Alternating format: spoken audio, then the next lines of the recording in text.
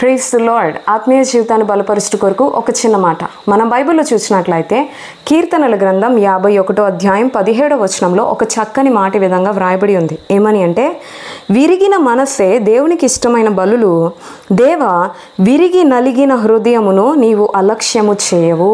In Jesus name amen. విరిగి నలిగిన హృదయాన్ని దేవుడు అలక్ష్యం చెయ్యడు. ఈరోజు నువ్వు విరిగి ఉన్నావా? నీ జీవితంలో విరిగిపోతున్నావా? నీ జీవితంలో నువ్వు నలిగిపోతున్నావా? ప్రతికూల పరిస్థితులను బట్టి, సమస్యల్ని బట్టి, అనారోగ్యాన్ని బట్టి, మనుషులు పెట్టు నిందల్ని బట్టి నలిగిపోతున్నావా? నీ హృదయం నలిగిపోయిందా? నీ హృదయం విరిగిపోయిందా?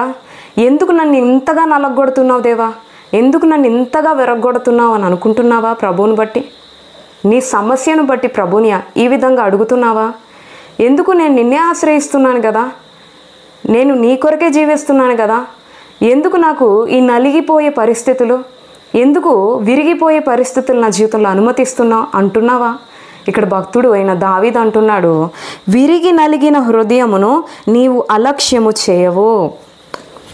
విరిగిన మనస్సే దేవునికి ఇష్టమైన బలి. నిజమే, ఈరోజు విరిగి నలిగి ఉన్నావంటే దేవునికి ఇష్టమైన బలి అదే. నీ ద్వారా దేవుడు కావాలి అనుకుంటున్న బలి అదే.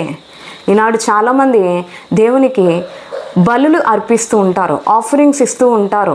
బోల్డంత డబ్బు దేవునికి ఇచ్చేస్తే నా ఆశ తీర్చేస్తాడేమో, బోల్డంత డబ్బు నేను దేవునికి ఇచ్చేస్తే, దశంభాగాలు ఇచ్చేస్తే దేవునికి నేను ఇష్టకరంగా ఉంటాను అని అనుకుంటారు. కాదండి, దశంభాగాలు ఇవ్వాలి, దేవునికి కానుకలు ఇవ్వాలి, కానీ దేవుడు అంట బలిని కోరేవాడు కాడు, దేవుడు అర్పణలు కోరేవాడు కాడు. ఆయన నీ నుంచి నా నుంచి కోరుకుంటుంది ఏంటంటే విరిగి నలిగిన హృదయం. విరిగి నలిగిన హృదయంని దేవుడు అలక్ష్యం చేయడు.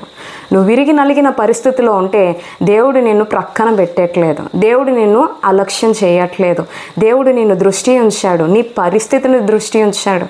నువ్వు ఎంత విరుగుతావో, ఎంత నలుగుతావో అప్పుడే విలువైన ఘనమైన పాత్రగా అవ్వుతావు అన్న విషయాన్ని గమనించు.